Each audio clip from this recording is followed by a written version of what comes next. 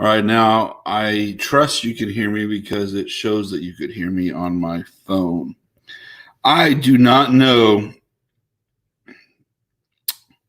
what happened except that Satan is really trying hard to keep people from hearing this. So what I'm going to do is I'm gonna share this on my Facebook. I encourage everyone, please, if you don't do anything today, watch this 25-minute video from my cousin Andrew.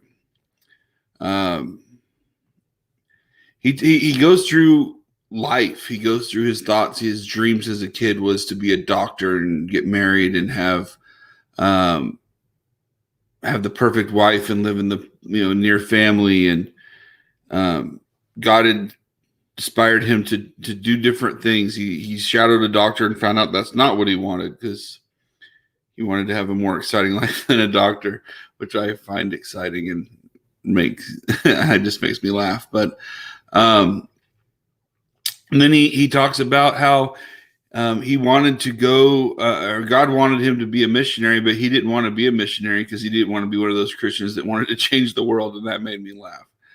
But he also knew that God knew him, because he moved out of Skagit, where he lived with his family, to a couple hours away to kind of begin that separation and learn how to live on his own.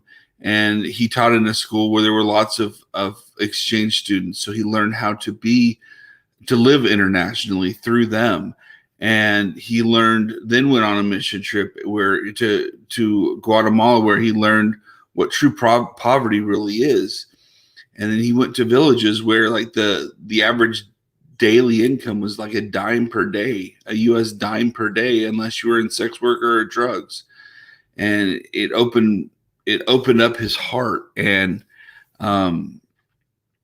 he learned, he got an opportunity to go to Bulgaria, and he fell in love with it there. He's been there now for 4 years, and recently talking to him, he's planning on being there for another 10. And I love that. And he's my younger cousin. Andrew's a good 4 or 5 years younger than me. And so the way we've got a big family, and so it's Desiree's the oldest. Well, she's really old. Just if you know Desiree, she's really old. And then there's me and Darren and Tracy, and we're more the young, cool kids. And then all the little babies are after us, is the way I kind of always looked at it. And that's mainly because we were growing up. We'd go to the dairy farm, and we were allowed to help work, and they weren't old enough yet because of the dangers that working with cows and stuff, and all the fun of that provided. So, but looking back on growing up, I really am inspired by Andrew, and I love the fact that he puts things so purely, and just laying it out there. And 25 minutes, like I said, don't watch this for me. Watch Andrew, listen to what he has to say.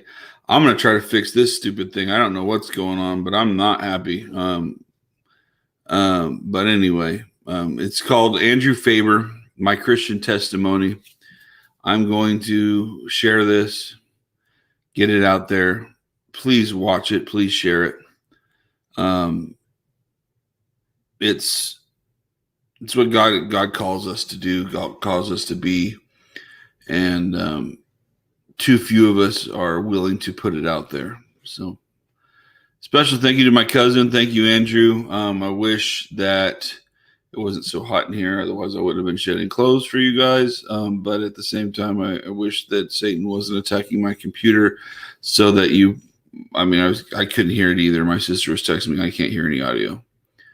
So I'm going to see if we can get that fixed for next time.